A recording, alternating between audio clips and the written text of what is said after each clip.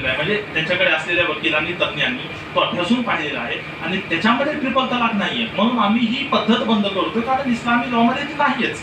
तर त्यांचा युक्तिवाद पूर्णपणे तर्कशुद्ध होता की जेव्हा इस्लाममध्येच त्याची शिकवण नाही तर हा कायदा आला कुठून, ही पद्धत आली कुठून. तर इस्लाममध्ये ट्रिपल तलाक अजिबात नाही. ती निर्माण झाली होती, कशा प्रकारे निर्माण झाली, कशी निर्माण झाली याचा उहापोह केला पाहिजे, त्याचा शोध घेतला पाहिजे. परंतु मुस्लिम समाजामध्ये ती प्रचलित झाली होती आर्ट अँड कल्चर इंडस्ट्रीच्या माध्यमातून, चित्रपटांच्या माध्यमातून आणि कथा कादंबरीच्या माध्यमातून. बॉलिवूडमध्ये जो एक चित्रपट आला होता फेमस पाकीजा नावाचा, तलाक तलाक तलाक, आणि त्यानंतर दूरदर्शनवर एक मालिका आली होती 90च्या दशकामध्ये. मी चौथीला असेल, चौथीला 1994-95ची गोष्ट आहे. तेव्हा दूरदर्शनवर एक कार्यक्रम यायचा सायंकाळी 4:30 वाजता, तलाक क्यों, आणि त्यामध्ये पूर्ण भारतामध्ये घटस्फोटाचे प्रकरण शोधून दाखवले जायचे की बाबा पतीने तलाक कसा दिला म्हणून. तर त्या माध्यमातून ट्रिपल तलाक मुस्लिम समाजामध्ये प्रचलित झाला. परंतु वास्तविकता तुम्ही जर का जमिनीवर शोध घ्या ट्रिपल तलाकच्या प्रकरणांची, तर असे प्रकरण अपवादाने आढळतात, अपवादाने. आणि सुप्रीम कोर्टाने त्या प्रथेला म्हणजे पायबंद घालून एक चांगला निर्णय घेतलेला आहे.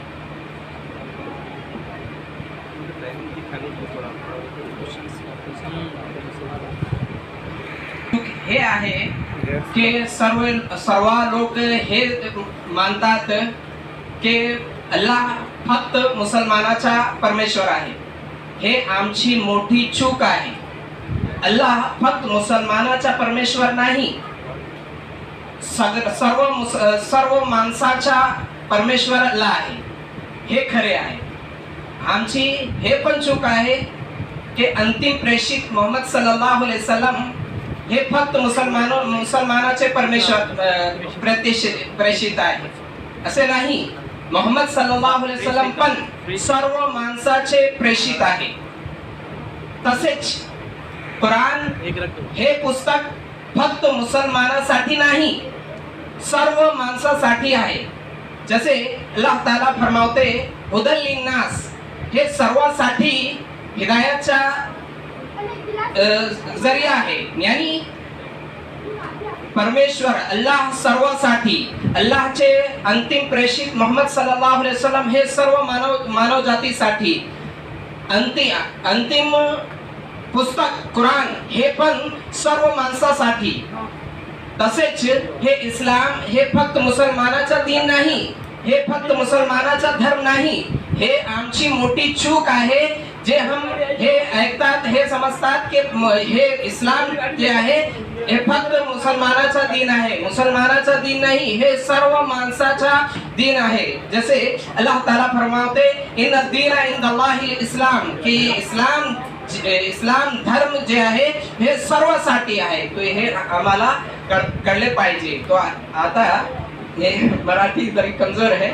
मुख्तसर ये कि इस्लाम, अल्लाह के रसूल सल्लल्लाहु अलैहि वसल्लम, कुरान और अल्लाह रब्बुल आलमीन ये सारे इंसानों के लिए, ये सिर्फ मुसलमानों के लिए नहीं है. हमारी सबसे बड़ी गलतफहमी ये है कि जब अल्लाह का नाम आता है तो हम समझते हैं कि ये सिर्फ मुसलमानों का अल्लाह है, बल्कि सारी इंसानियत का रब अल्लाह रब्बुल आलमीन है. बिल्कुल उसी तरह से मोहम्मद सल्लल्लाहु अलैहि वसल्लम है सिर्फ मुसलमानों के लिए नहीं है बल्कि सारी इंसानियत के लिए है. अल्लाह रब्बुल आलमीन ने अपनी किताब में फरमाया कुल या अय्युहन्नास इन्नी रसूलुल्लाहि इलैकुम जमीआ, कि ऐ रसूल आप सारे लोगों के लिए अंतिम प्रेषित बनाकर भेजे गए हैं. बिल्कुल इसी तरह से कुरान ये सिर्फ मुसलमानों की नहीं है. गलतफहमियां जब आती है तब मसाइल बढ़ जाते हैं. ये गलतफहमी ये है कि किताब सिर्फ कुरान जब आती है तो लोगों के जहनों में ये बात आती है कि भाई ये तो सिर्फ मुसलमानों की किताब है. बिल्कुल गलत. ये मुसलमानों की नहीं बल्कि सारी इंसानियत की किताब है. सब लोगों के लिए अल्लाह रब्बुल आलमीन ने किताब को भेजा है. बिल्कुल इसी तरह से दीन इस्लाम, जब इस्लाम आता है तो बहुत सारे लोग समझते हैं कि अरे इस्लाम आया ये तो मुसलमानों का दीन है. बिल्कुल गलत है.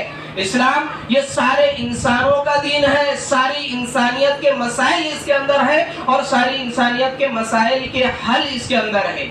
यानी इंसानियत की शुरुआत से लेकर के इंसानियत का जो इख्तिताम होगा, एंडिंग होगी, जिसे क़यामत कहा जाता है, उस वक्त तक के तमाम मसाइल और उन तमाम प्रॉब्लम्स का सॉल्यूशन अल्लाह रब्बुल आलमीन ने कुरान में जिक्र किया है. इसे सिर्फ पढ़ना और समझना चाहिए. आज मसाले जो बढ़ते जा रहे हैं वो हमारी गलत फहमियों की वजह से. इसलिए जब भी इस्लाम के ताल्लुक से कोई डाउट, कोई सवाल आए, फौरन आप लोगों का काम है कि जो जानकार है उनसे पूछ ले और अपनी गलतफहमियों को दूर कर ले। जैसे कि आज के इस प्रोग्राम में मुजाहिद भाई ने बहुत सारे एतराज़ात जो किए जाते हैं उनका बेहतरीन जवाब आप लोगों के सामने पेश किया है। अभी भी किसी को कोई सवाल है वो सवाल का कर सकते हैं। मैं आखिर में ये सवाल है और सर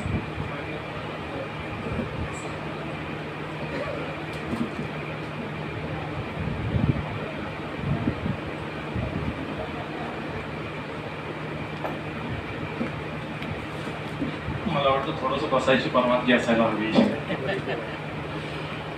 3 प्रश्न आहेत. पहिला आहे रमजानची सुरुवात कशी झाली. महत्त्वाचा प्रश्न आहे, रमजानची सुरुवात कशी झाली.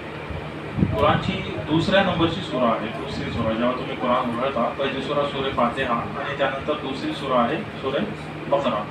त्या सूरे बकरामध्ये 185 नंबरची आयत आहे. त्या आयतीमध्ये अल्लाह सुब्हानहू व तआला म्हणतो की रमजान तो महिना आहे ज्यामध्ये आम्ही या कुराणचं अवतरण केलं. रमजान तो महिना आहे ज्यामध्ये आम्ही या कुराणचं अवतरण केलं. मानवजातीसाठी हा कुराण अवतरित केला. आणि हा कुराण काय आहे, कुराण समस्त मानवजातीसाठी मार्गदर्शक ग्रंथ आहे. तो तुम्हाला मार्गदर्शन देण्यासाठी अवतरित करण्यात आलेला ग्रंथ आहे.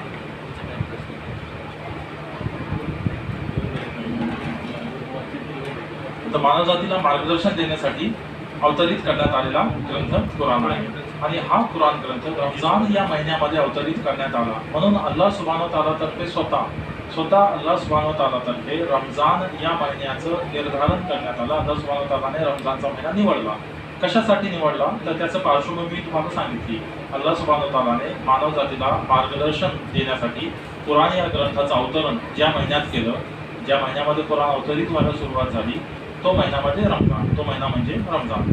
त्या रमजानच्या महिन्यामध्ये अल्लाह सुब्हानहू व तआलाने मानवजातीसाठी हे निश्चित केलं किंवा निर्धारित केलं की या महिन्यामध्ये मी त्यांना कुराणनुसार जीवन कसं जगायचं याचं प्रशिक्षण देऊ इच्छितो, याचं व्यावहारिक प्रशिक्षण देऊ इच्छितो, त्यांच्याकडून व्यावहारिक ते त्यांच्या आचरणात आणून पाहू इच्छितो. म्हणून अल्लाह सुब्हानहू व तआलाने रमजानच्या महिन्यामध्ये रोजांचं पालन करण्याचा आदेश दिला. आपल्याकडे सहसा तो शब्दप्रयोग केला जातो ना, रोजे राखले जातात, रोजे ठेवले जातात किंवा रोजे धरले जातात. सहसा मला ते शब्द आवडत नाही, म्हणून मी शब्दप्रयोग करत असतो रोजांचे पालन करणे. रोजा काय आहे, रोजा काही नियमांचा संच आहे. अल्लाह सुब्हानहू व तआलाने काही नियम तुमच्यासाठी निर्धारित केलेले आहेत. स्वतःच्या अवगुणांना, स्वतःच्या दुर्गुणांना नियंत्रित करून त्यांच्यावर मात करून स्वतःच्या सद्गुणांची वाढ करणे, नैतिक गुणधर्मांची वाढ करणे, चरित्राची सुधारणा करणे, यासाठी अल्लाह सुब्हानहू व तआलाने जे नियम ठरवलेले आहेत त्या नियमांचं व्यावहारिक आचरण रमजानच्या महिन्यामध्ये रोजांच्या माध्यमातून करून घेतलं जातं. सकाळी सूर्योदयापूर्वी जेव्हा मुस्लिम समाजातील लोक अल्प उपहार करून, सहेरी करून रोजांच्या नियमांचं पालन करायला सुरुवात करतात, तेव्हा ते काय करत असतात, ते दिवसभरासाठी स्वतःला फक्त अन्न पाण्यापासून दूर ठेवत नसतात, तर रोजांच्या अवस्थामध्ये खोटे बोलणे देखील महापाप आहे. सामान्य दिवसामध्ये तर ते पाप आहेच, परंतु रोजांच्या अवस्थामध्ये तुम्ही खोटे बोलत असाल तर ते महापाप आहे. तुम्ही रोजा ठेवून म्हणजे रोजांचं पालन करताना तुम्ही इतरांना दगा देऊ शकत नाही, दगा फटका करू शकत नाही, लोकांची संपत्ती अवैध मार्गाने लुबाडू शकत नाही, त्यांना धोका देऊ शकत नाही, अनितीने वागू शकत नाही, तुम्ही लोकांशी भांडू शकत नाही, तुम्ही वादविवाद करू शकत नाही, तुम्ही लोकांना दुखवू शकत नाही, त्यांच्या विरोधात कोणत्याही प्रकारची अनितीने वागण्याचा तुम्ही प्रयत्न करू शकत नाही. या सर्व नीती नियमांचं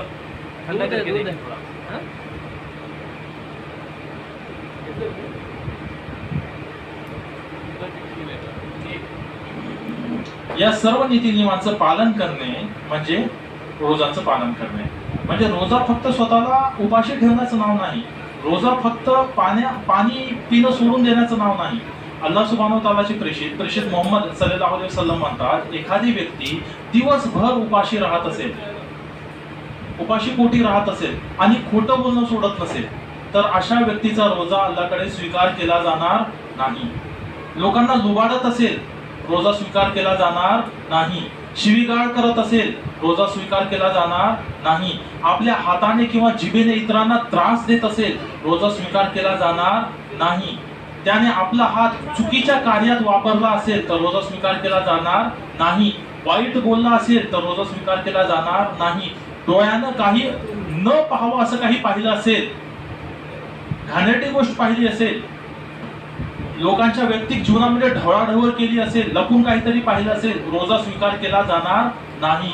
म्हणजे कुराण तुम्हाला जी आचारसंहिता द्यायला आला आहे, त्या आचारसंहितेनुसार प्रॅक्टिकली तुमच्याकडून आचरण करून घेण्यासाठी अल्लाह सुब्हानहू व तआलाने रमजानच्या महिन्याचं निर्धारण केलेलं आहे.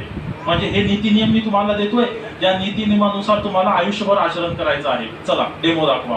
डेमो कधी दाखवणार? रमजानच्या महिन्यामध्ये. एक डेमो मला करून दाखवा. तो डेमो दाखवण्याचा महिना रमजान आहे. म्हणजे मी दावा करत असेल की मी अल्लाह शपथ मी कुराणनुसार आचरण करतो, मी कुराणनुसार माझं जीवन व्यतीत करतो, तर अल्लाह सुब्हानहू व तआला म्हणतोय दाखव, डेमो दाखव. आता मी प्रश्न विचारतो, कधी दाखवायचा डेमो? अल्लाह सुब्हानहू व तआला म्हणतो रमजानच्या महिन्यामध्ये. कसा दाखवायचा डेमो? रोजांचं पालन करून.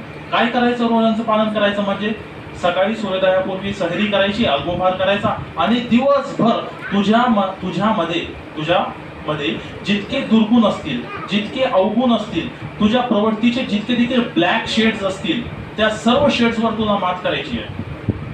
आणि तू जर का तो मात करू शकलास तर तू रमजानचा हेतू तुने प्राप्त केलेला आहे, रमजानचा उद्देश तुला साध्य झालेला आहे. यासाठी रमजानची सुरुवात स्वतः अल्लाह तर्फे करण्यात आली. अल्लाह सुब्हानहू व तआलाने रमजानच्या महिन्याचं निर्धारण केलं आणि त्यामध्ये रोजाच्या नियमाचं पालन करण्याचा आदेश दिला. दुसरा प्रश्न आहे, पुन्हा तो प्रश्न आलेला आहे, लेडीजने बुरखा घालणे हे लेडीजच्या मनाने असते की धर्मात सांगितलेले म्हणून घालतात? धर्मात सांगितले म्हणून घालतात. धर्मात सांगितलेलं आहे म्हणून घालतात.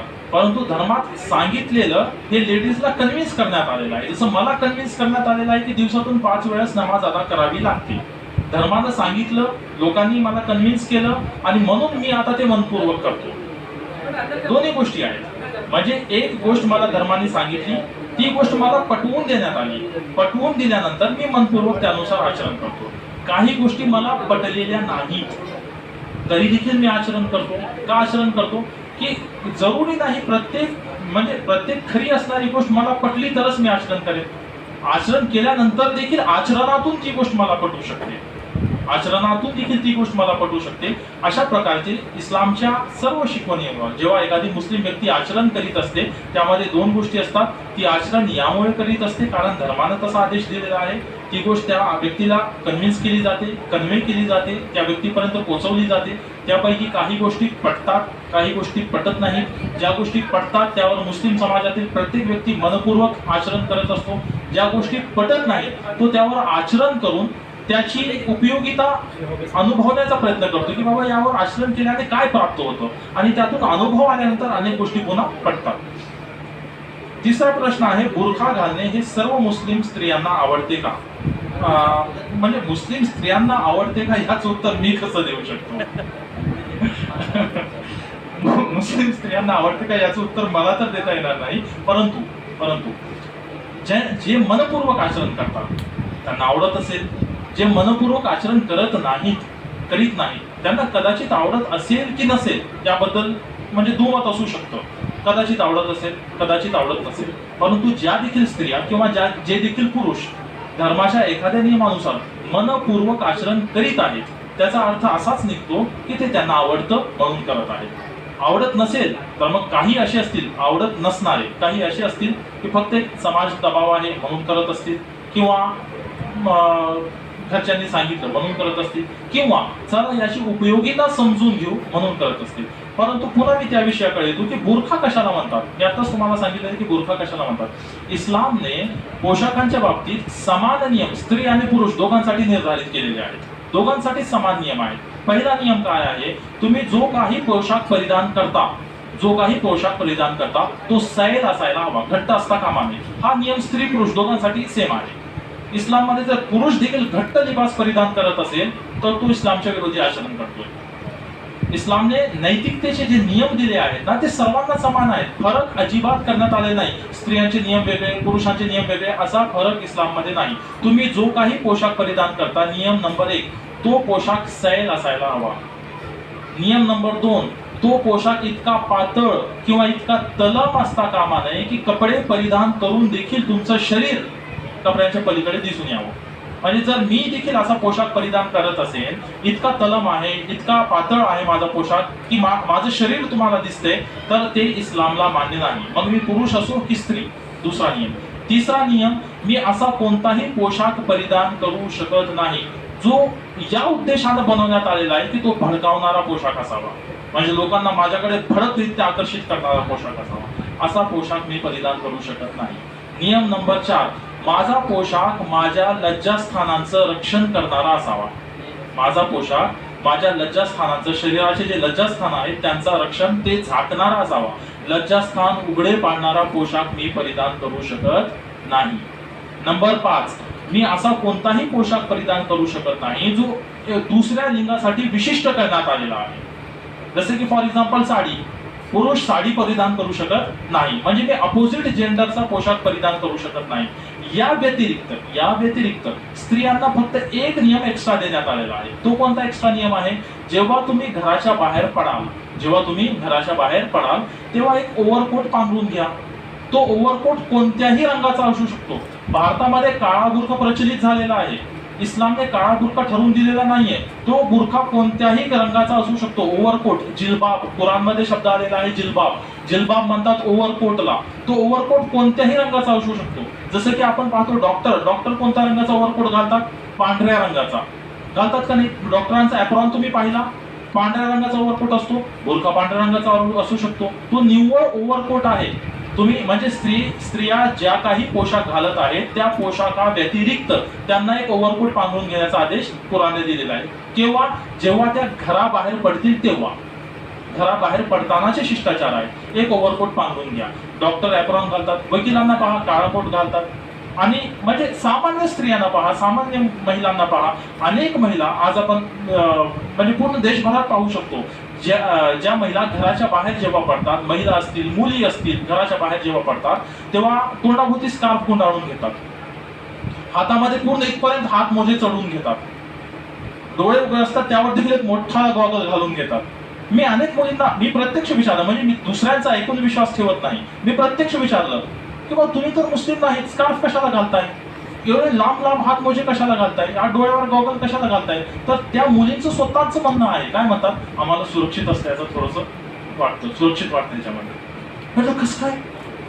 म्हणजे कसं काय?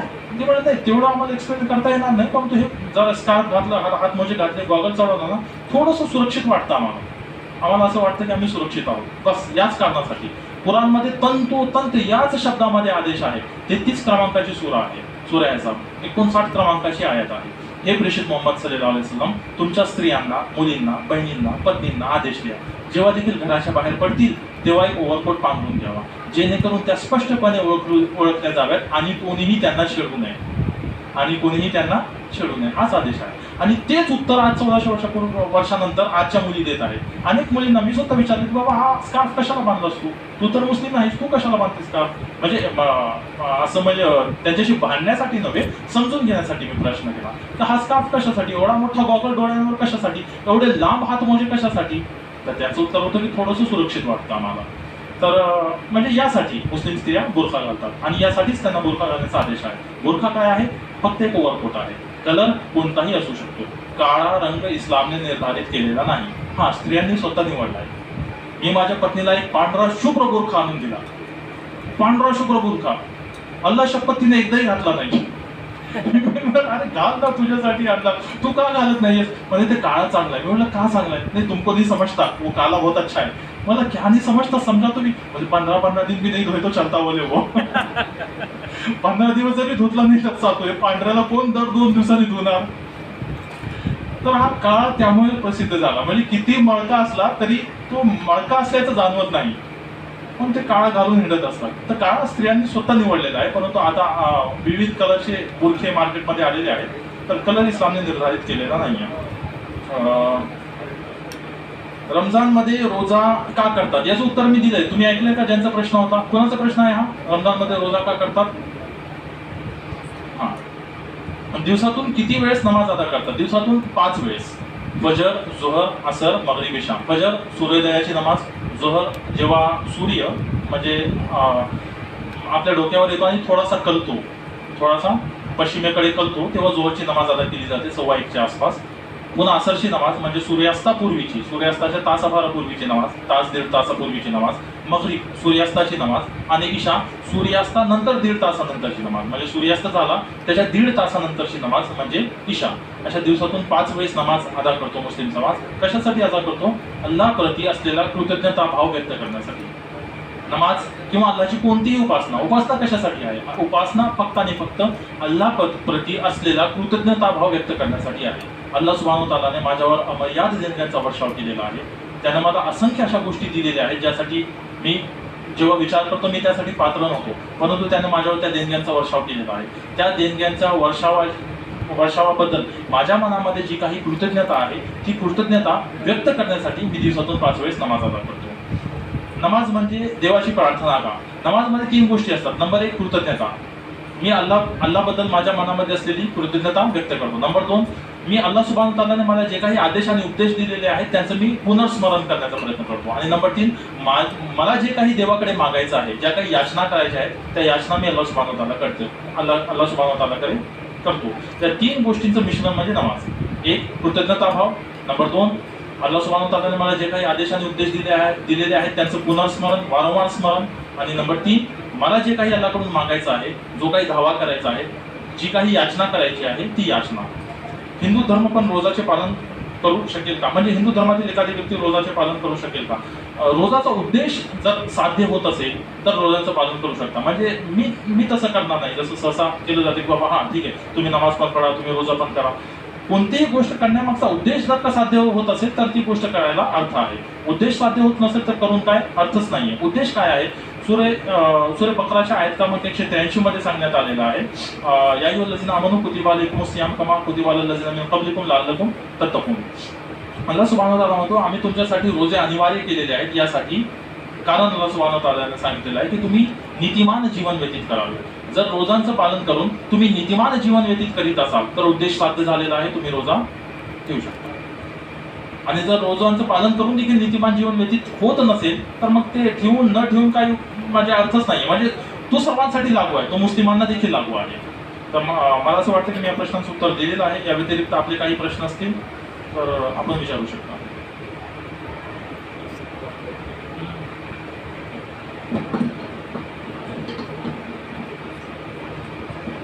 ये इस्लाम के बारे में मुजाहिद भाई ने बताया, इस्लाम के अरकान इनके बारे में बताया. अल्हम्दुलिल्लाह बहुत सारी चीज़ें समझ में आई, बहुत सारे डाउट्स क्लियर हुए, यानी क्वेश्चन के आंसर मिले. अब आखिर में मैं दावत देता हूँ अमीर जमीयत अहले हदीस फ़ज़ीलतुल शेख यूसुफ मोहम्मदी हफ़िज़हुल्लाह को कि वो आए और सदारती कलिमात पेश करें.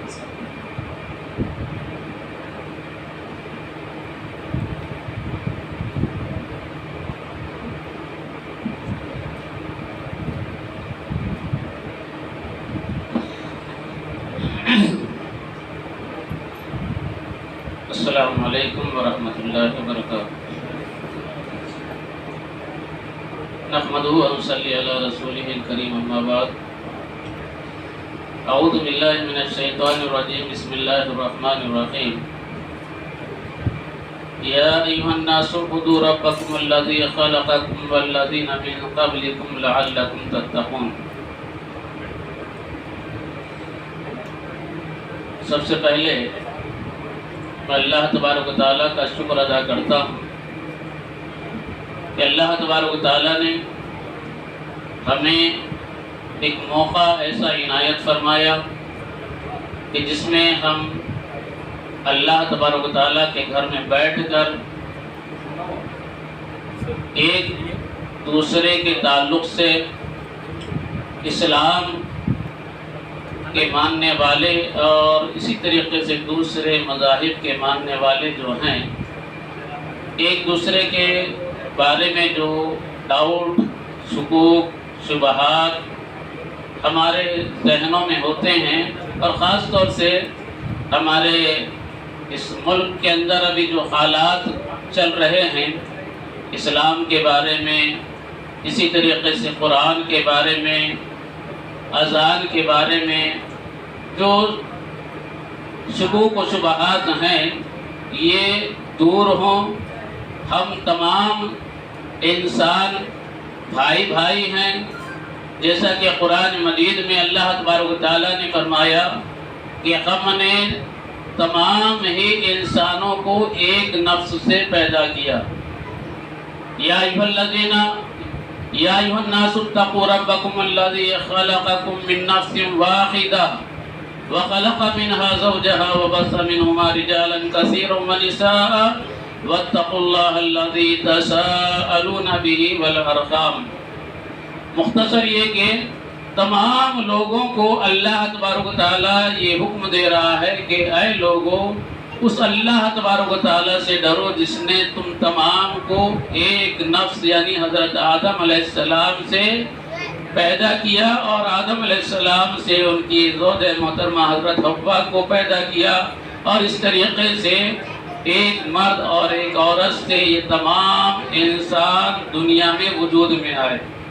اس اعتبار سے مسلمان ہو اور کسی بھی مذہب کا ماننے والا ہو سب ایک ماں باپ کی اولاد ہے. اس طریقے سے سب بھائی بھائی ہیں.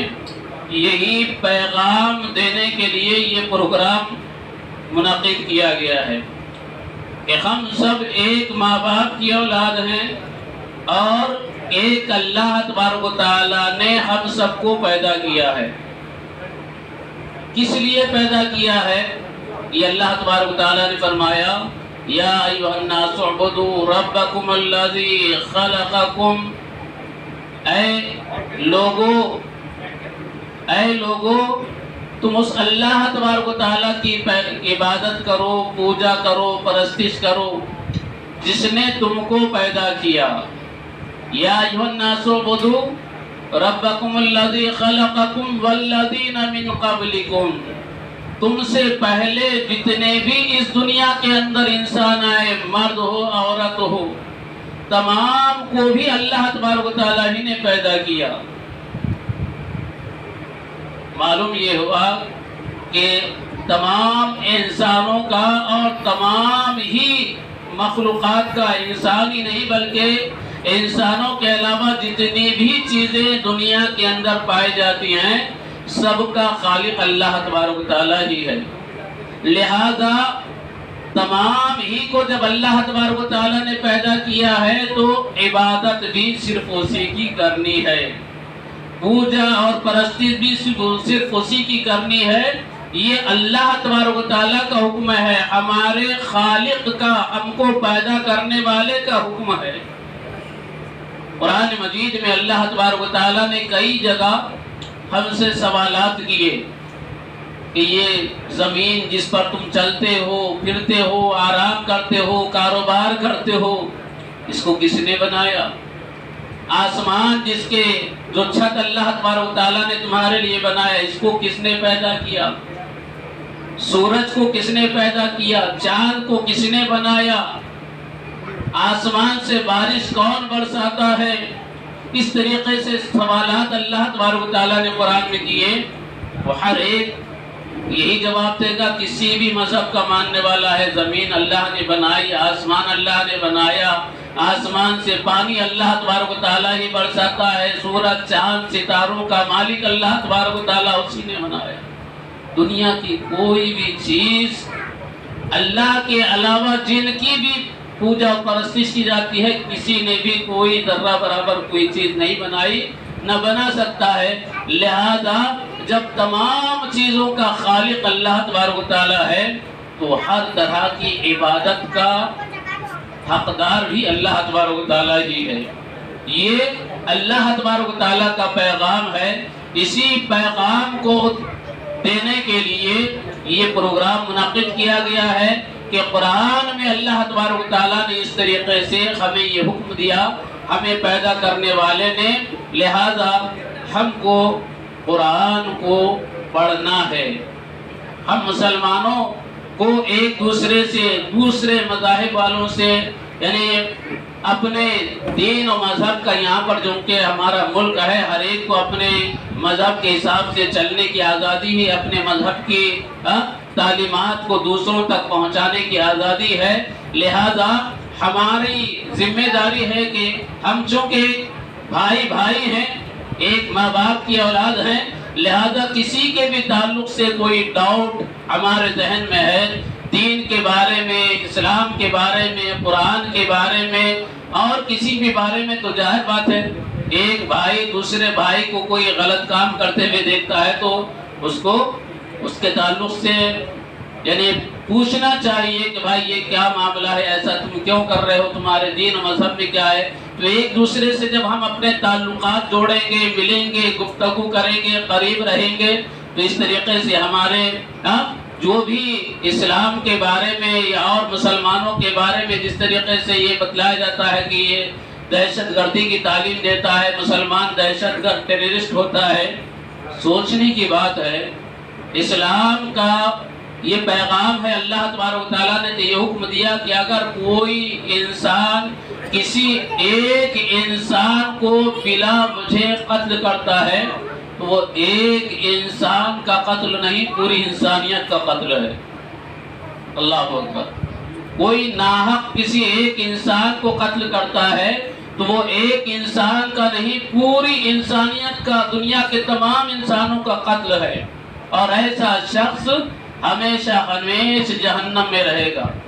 دنیا اللہ تبارک و تعالیٰ نے بنائی، ہم دنیا میں زندگی گزار رہے ہیں، اللہ تبارک و تعالیٰ قرآن مجید میں یہ فرما رہا ہے کہ یہ دنیا کی زندگی ختم ہو گئی، معاملہ ختم ہونے والا نہیں ہے، اس کے بعد عالم برزخ کی قبر کی زندگی ہے، اور ایک دن اللہ تبارک و تعالیٰ یہ پوری دنیا کو فنا کر دے گا۔ جس طریقے سے اللہ نے دنیا کو وجود بخشا، ایسے ہی ایک دن ایسا آنے والا ہے کہ پوری دنیا فنا ہو جائے گی، انسان بھی، اور اس طریقے سے زمین پھٹ پڑے گی، آسمان پھٹ پڑیں گے، تمام دنیا کو اللہ فنا کر دے گا۔ پھر سب کو جو اول سے لے کر آخر تک ہیں سب کو اللہ تعالیٰ دوبارہ زندہ کرے گا، اور اس زندگی کا جیسے بھی اس نے زندگی گزاری، جو اللہ تبارک و تعالیٰ نے جس مقصد کے لیے ہمیں پیدا کیا تھا اس کے بارے میں حساب ہمیں دینا ہوگا۔